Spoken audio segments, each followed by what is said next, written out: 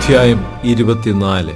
അനന്തരം യോശുവ ഇസ്രായേൽ ഗോത്രങ്ങളെയെല്ലാം ശേഖേമിൽ കൂട്ടി ഇസ്രായേലിന്റെ മൂപ്പന്മാരെയും തലവന്മാരെയും ന്യായാധിപന്മാരെയും പ്രമാണികളെയും വിളിച്ചു. അവർ ദൈവത്തിന്റെ സന്നിധിയിൽ വന്നു നിന്നു. അപ്പോൾ യോശുവ സർവ്വജനത്തോടും പറഞ്ഞെന്തെന്നാൽ, ഇസ്രായേലിന്റെ ദൈവമായ യഹോവ ഇപ്രകാരം അരുളി ചെയ്യുന്നു: നിങ്ങളുടെ പിതാക്കന്മാരായ അബ്രഹാമിന്റെയും നാഹോരിന്റെയും പിതാവായ തേരഹ് പണ്ട് നദിക്കക്കരെ പാർത്ത് അന്യദൈവങ്ങളെ സേവിച്ചു പോന്നു. എന്നാൽ ഞാൻ നിങ്ങളുടെ പിതാവായ അബ്രഹാമിനെ നദിക്കക്കരെ നിന്ന് കൊണ്ടുവന്നു കനാൻ ദേശത്തൊക്കെയും സഞ്ചരിപ്പിച്ച് അവന്റെ സന്തതിയെ വർദ്ധിപ്പിക്കുകയും അവന് ഇസ്ഹാക്കിനെ കൊടുക്കുകയും ചെയ്തു. ഇസ്ഹാക്കിന് ഞാൻ യാക്കോബിനെയും ഏശാവിനെയും കൊടുത്തു. ഏശാവിന് ഞാൻ സെയീർ പർവ്വതം അവകാശമായി കൊടുത്തു.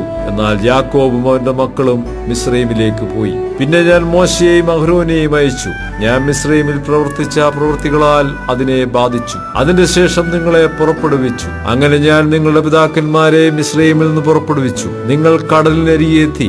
മിസ്രൈമ്യർ രഥങ്ങളോടും കുതിരകളോടും കൂടെ ചെങ്കടൽ വരെ നിങ്ങളുടെ പിതാക്കന്മാരെ പിന്തുടർന്നു. അവർ യഹോവയോട് നിലവിളിച്ചപ്പോൾ അവൻ നിങ്ങൾക്കും മിസ്രൈമ്യർക്കും മധ്യേ അന്ധകാരം വെച്ചു. കടൽ അവരുടെ മേൽ വരുത്തി അവരെ മുക്കിക്കളഞ്ഞു. ഇങ്ങനെ ഞാൻ മിസ്രൈമ്യരോട് ചെയ്തത് നിങ്ങൾ കണ്ണാലെ കണ്ടു. നിങ്ങൾ ഏറിയ കാലം മരുഭൂമിയിൽ കഴിച്ചു. പിന്നെ ഞാൻ നിങ്ങളെ യോർദാനക്കരെ പാർത്തിരുന്ന അമോര്യരുടെ ദേശത്തേക്ക് കൊണ്ടുവന്നു. അവൻ നിങ്ങളോട് യുദ്ധം ചെയ്തു. നിങ്ങൾ അവരുടെ ദേശം കൈവശമാക്കേണ്ടതിന് ഞാൻ അവരെ നിങ്ങളുടെ കയ്യിൽ ഏൽപ്പിച്ചു.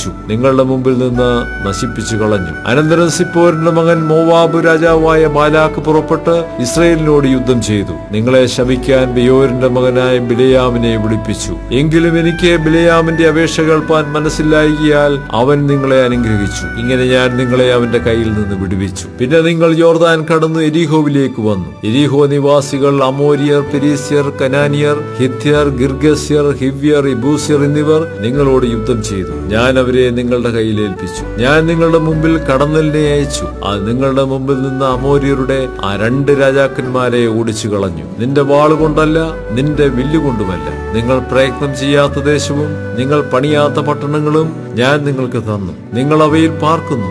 നിങ്ങൾ നട്ടിട്ടില്ലാത്ത മുന്തിരിത്തോട്ടങ്ങളും ഒലിവുതോട്ടങ്ങളും നിങ്ങൾക്ക് അനുഭവമായിരിക്കുന്നു. ആകയാൽ നിങ്ങൾ യഹോവയെ ഭയപ്പെട്ട് അവനെ പരമാർത്ഥതയോടും വിശ്വസ്തയോടും കൂടെ സേവിപ്പീൻ. നിങ്ങളുടെ പിതാക്കന്മാർ നദിക്കക്കരെയും മിസ്രൈമിലും വെച്ച് സേവിച്ച ദേവന്മാരെ ഉപേക്ഷിക്കുകയും യഹോവയെ തന്നെ സേവിക്കുകയും ചെയ്യുവിൻ. യഹോവയെ സേവിക്കുന്നത് നന്നല്ലെന്ന് നിങ്ങൾക്ക് തോന്നുന്നെങ്കിൽ നദിക്കക്കരെ വെച്ച് നിങ്ങളുടെ പിതാക്കന്മാർ സേവിച്ച ദേവന്മാരെയോ നിങ്ങൾ പാർത്തുവരുന്ന ദേശത്തിലെ അമോര്യരുടെ ദേവന്മാരെയോ ആരെ സേവിക്കുമെന്ന് ഇന്ന് തെരഞ്ഞെടുത്തുകൊള്ളുവീൻ. ഞാനും എന്റെ കുടുംബമോ ഞങ്ങൾ യഹോവയെ സേവിക്കും. അതിന് ജനം ഉത്തരം പറഞ്ഞത്, യഹോവയെ ഉപേക്ഷിച്ച് അന്യദൈവങ്ങളെ സേവിപ്പാൻ ഞങ്ങൾക്ക് സംഗതി വരരുതേ. ഞങ്ങളെയും ഞങ്ങളുടെ പിതാക്കന്മാരെയും അടിമവീടായ മിസ്രയീം ദേശത്ത് നിന്ന് പുറപ്പെടുവിച്ച് ഞങ്ങൾ കാണുകയോ വലിയ അടയാളങ്ങൾ പ്രവർത്തിക്കുകയും ഞങ്ങൾ നടന്ന എല്ലാ വഴിയിലും ഞങ്ങൾ കടന്നുപോകുന്ന സകല ജാതികളുടെയിലും ഞങ്ങളെ രക്ഷിക്കുകയും ചെയ്തവൻ ഞങ്ങളുടെ ദൈവമായ യഹോവ തന്നെയല്ലോ.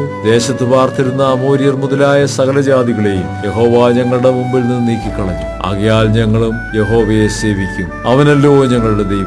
യോശുവ ജനത്തോട് പറഞ്ഞത്, നിങ്ങൾക്ക് യഹോവയെ സേവിപ്പാൻ കഴിയുന്നതല്ല. അവൻ പരിശുദ്ധ ദൈവം. അവൻ തീഷ്ണതയുള്ള ദൈവം. അവൻ നിങ്ങളുടെ അതിക്രമങ്ങളെയും പാപങ്ങളെയും ക്ഷമിക്കുകയില്ല. നിങ്ങൾ യഹോവയെ ഉപേക്ഷിച്ച് അന്യദൈവങ്ങളെ സേവിച്ചാൽ മുമ്പേ നിങ്ങൾക്ക് നന്മ ചെയ്തതുപോലെ അവൻ തിരിഞ്ഞ് നിങ്ങൾക്ക് തിന്മ ചെയ്ത് നിങ്ങളെ സംഹരിക്കും. ജനം യോശുവയോട്, അല്ല, ഞങ്ങൾ യഹോവയെ തന്നെ സേവിക്കും എന്ന് പറഞ്ഞു. യോശുവ ജനത്തോട്, യഹോവയെ സേവിക്കേണ്ടതിന് നിങ്ങൾ അവനെ തിരഞ്ഞെടുത്തിരിക്കുന്നു എന്നതിന് നിങ്ങൾ തന്നെ സാക്ഷികളെന്ന് പറഞ്ഞു. അതെ, ഞങ്ങൾ തന്നെ സാക്ഷികളെന്ന് അവർ പറഞ്ഞു. ആകയാൽ ഇപ്പോൾ നിങ്ങളുടെ ഇടയിലുള്ള അന്യദൈവങ്ങളെ നീക്കിക്കളഞ്ഞ് ഇസ്രായേലിന്റെ ദൈവമായ യഹോവയെങ്കിലേക്ക് നിങ്ങളുടെ ഹൃദയം ചായ്പീനെന്ന് അവൻ പറഞ്ഞു. ജനം യോശുവയോട്, ഞങ്ങളുടെ ദൈവമായ യഹോവയെ ഞങ്ങൾ സേവിക്കും, അവന്റെ വാക്ക് ഞങ്ങൾ അനുസരിക്കും എന്ന് പറഞ്ഞു. അങ്ങനെ യോശുവ അന്ന് ജനവുമായി ഒരു നിയമം ചെയ്തു. അവർക്ക് ശെഖേമിൽ വെച്ച് ഒരു ചട്ടവും പ്രമാണവും നിശ്ചയിച്ചു. പിന്നെ യോശുവ ഈ വചനങ്ങൾ ദൈവത്തിന്റെ ന്യായപ്രമാണ പുസ്തകത്തിൽ എഴുതി ഒരു വലിയ കല്ലെടുത്ത് അവിടെ യഹോവയുടെ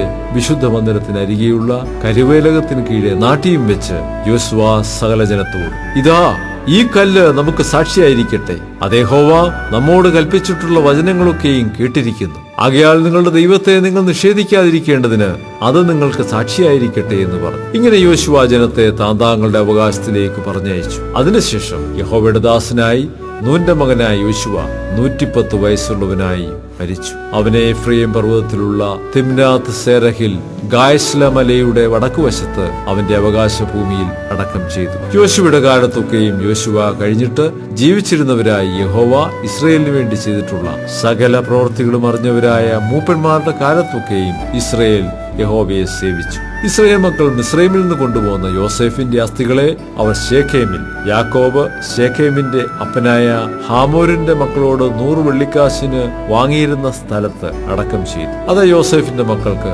അവകാശമായി തീർന്നു. അഹരോന്റെ മകൻ എലെയാസാരും മരിച്ചു. അവനെ അവന്റെ മകനായ ഫിനെഹാസിന് എഫ്രയീം പർവ്വതത്തിൽ കൊടുത്തിരുന്ന കുന്നിൽ അടക്കം ചെയ്തു.